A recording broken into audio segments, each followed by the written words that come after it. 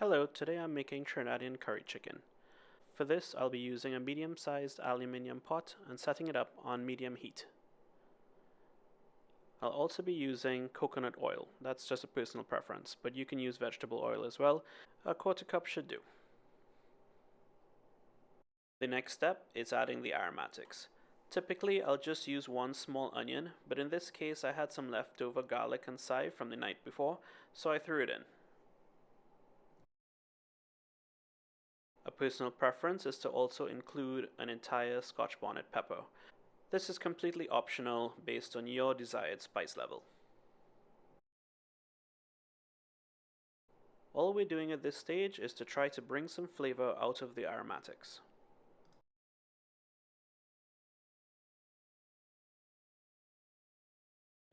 Now once all of that is fried up for a few minutes, I'll use a spoon to open up the pepper. This is why you don't have to spend any time from before chopping it up and getting it all over your fingers. What this does, however, is that it allows you to release the flavor from the seeds in the oil, and that is where most of the flavor from the pepper is. It also releases a lot of heat, and which is why this is completely optional for you based on your preference.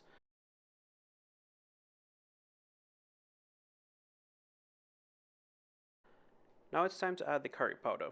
I find about a half cup works pretty well, and what we're aiming to do here is to toast the dry spices. This is necessary for developing flavor and is the first step in creating a paste.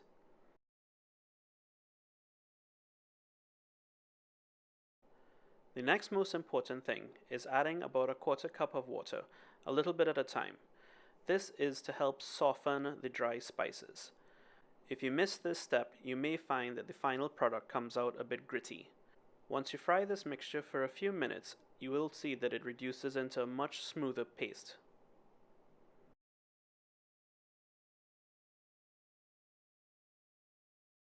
Once you're happy with the consistency of the paste, it's time to add the chicken. Double check that the heat is still on medium and stir carefully to ensure that the chicken now becomes evenly coated in the paste. Also worth mentioning is this chicken was prepared from the night before with a mixture of salt, black pepper, and traditional Trini green seasoning. We're now at the browning stage. This step is often overlooked, but is once again very important in developing flavor. Ensure that the chicken pieces are evenly spread out to allow maximum contact with the surface area of the pot. With the heat left on medium, leave this as is for at least 5 to 10 minutes until you start to see color developing on the chicken.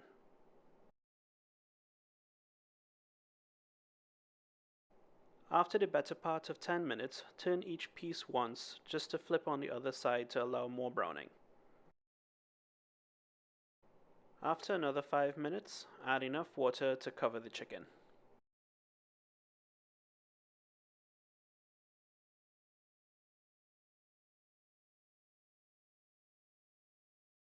Bring it up to a boil and then partially cover with the lid.